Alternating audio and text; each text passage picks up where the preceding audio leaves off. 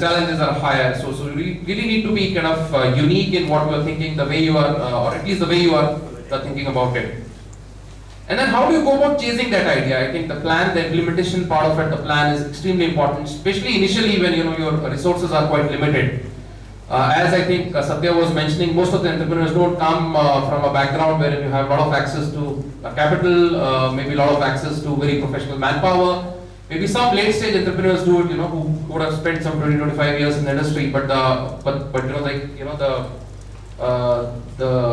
the examples are very few. At least whatever examples I have known of are largely of the people who have been early entrepreneurs.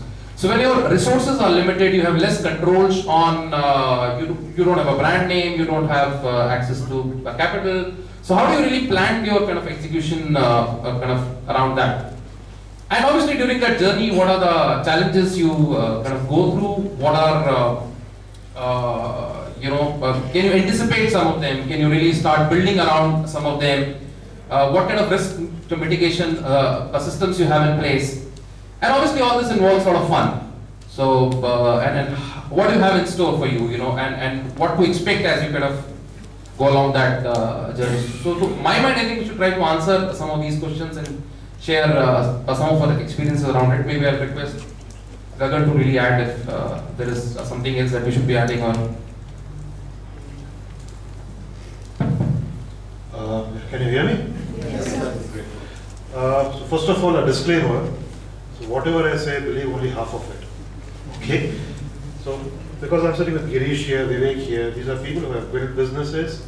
They have been there, done that. They have been through the grind a couple of times in certain cases. Whereas me, I have just been working with people who have been like that. Okay? So whatever I tell you is a little second hand.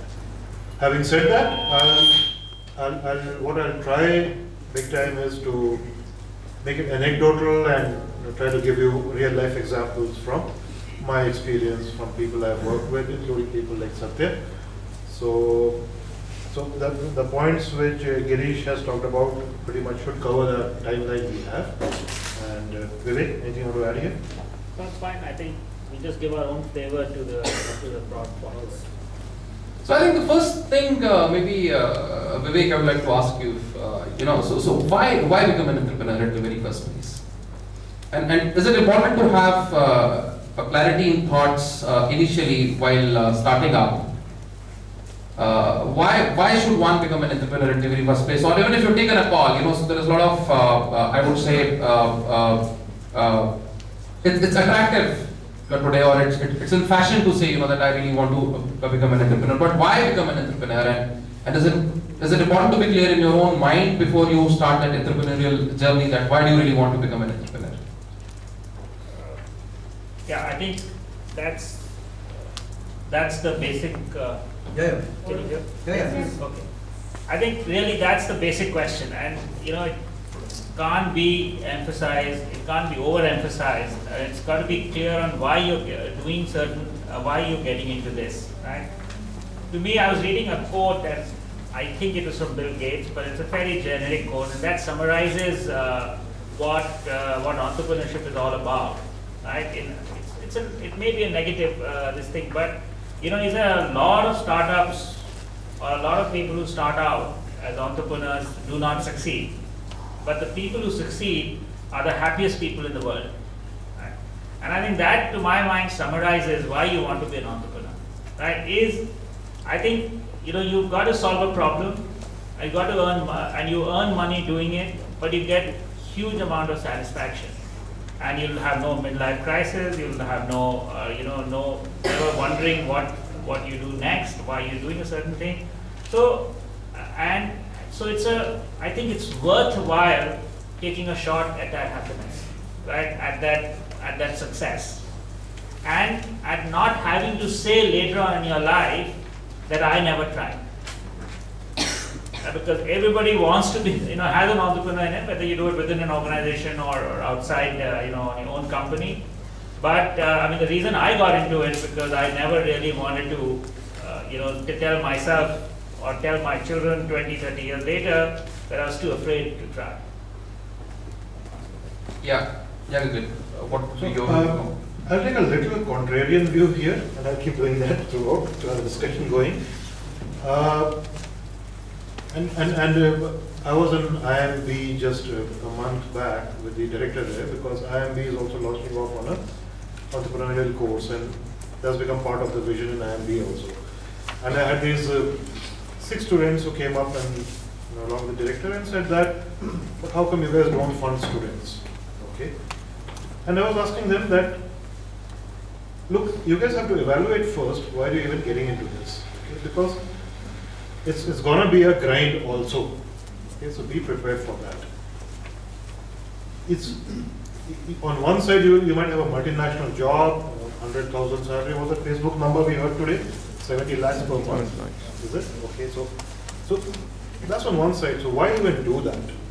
Okay, because if you get into a corporation, you can have a nice 9-to-5 job or a 9-to-7 job with the traffic thrown in, and 5 days a week, well-defined weekends, well-defined holidays. So why do you want to go for it? But you are going for it for the passion. So if you are convinced of the idea, you are convinced of doing something new, something a new way, you go for it. But it need not be the route for everybody. So you have to decide that yourself, whether you really have to take that risk. Having said that, there are 2 ways to look at it. Okay, one is I can take a 3-year punt, a 4-year risk. If it doesn't work out, I can go back to mainstream life. Okay, and that's something which I have done now, okay, late in life. Okay, but I also look at Satya. Okay, and way back in '93 when Satya came out of IMB and started career launcher, okay, along with a couple of other people. Believe you me, everybody in his batch and a senior batch, including me, said, "ये क्या है? पढ़ाएगा? Engineering किया है, Stephens में पढ़ा है, MBA करने के बाद पढ़ाने जा रहे हैं, वो भी CAT coaching." All of us said that. Okay, none of us knew at that stage that he has this vision, and it has become something today. And of course, now we look back and say, "Arey, how come I didn't think of that before?" Okay, so therefore you have to have that vision. You have to have the big picture in mind. This is where I want to take it. This is how I want to go about it, and you have to be able to withstand the pressure from parents, pressure from relatives, from friends. क्या कर रहा है? Coaching करा रहा है? Okay, compared to a guy who's earning, in those days, a 5 lakh salary or a 10 lakh salary. Compared to that, staying in a hovel and running a school in a small DG hole, as Girish mentioned. So you have to be prepared for a number of these things, okay, and mentally prepared, and you have to analyze also whether it's worth it at all. Okay, so that's what I have to add here.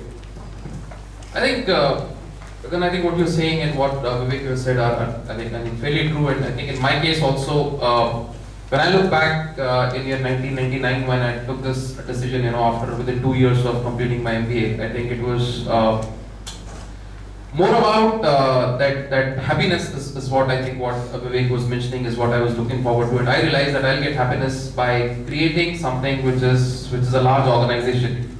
And but this is, my dear friends, you need to keep in my mind, while you take this call to become an entrepreneur, I think it's also important to define what exactly are you looking at. So I'll also quote a recent example of my conversation with one of my friends, and I'll come to that later.